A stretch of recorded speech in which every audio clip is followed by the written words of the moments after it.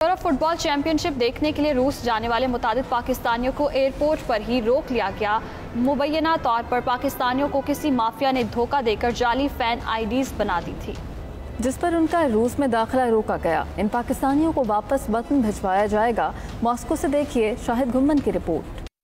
रूस ने FIFA world cup 2018 की तरह इस फुटबॉल चैंपियनशिप के लिए भी फैन आईडी पर रूस में दाखिले की इजाजत दे दी है, जहां पर मैचेस देखने के लिए दुनिया भर से फैन आईडी पर शायकीन रूस आ रहे हैं। इनमें पाकिस्तानी भी शामिल हैं जो फैन आईडी पर रूस आए। तहम दर्जनों पाकिस्तानी जाली फैन आईडीज की वजह से एयरपोर्ट पर ही रोक लिए गए और अब इन्हें वापस भेजे जाने का इम्कान है। जुमेरात को 100 पाकिस्तानी रूस पहुँचे, जिनमें से 4, जबकि जुमे को 16 पाकिस्तानियों को एयरपोर्ट पर रोक लिया गया। इस सूरत हाल के पेश नजर सफारत खाना पाकिस्तान मॉस्को का अमला भी एयरपोर्ट पहुंचा। रूसी इमिग्रेशन हुकाम के मुताबिक इन पाकिस्तानियों ने मैचेस के जो टिकट खरीदे हैं, इन पर दर्जनों फैन आईडी बनाए गए हैं, जबकि एक टिकट पर एक ही फैन आईडी बन सकती है। जराये के मुताबिक रूस और पाकिस्तान में एजेंट माफिया सरगर्म है, जिसने लोगों को यूरोप भिजवाने का झांसा देकर लाखों रुपए में एक एक टिकट पर सैकड़ों फैन आईडीज बना के पैसे बटोरे हैं। सफारत खाना पाकिस्तान के मुताबिक जाली फैन आईडी वाले अफराद को गिरफ्तार नहीं किया गया,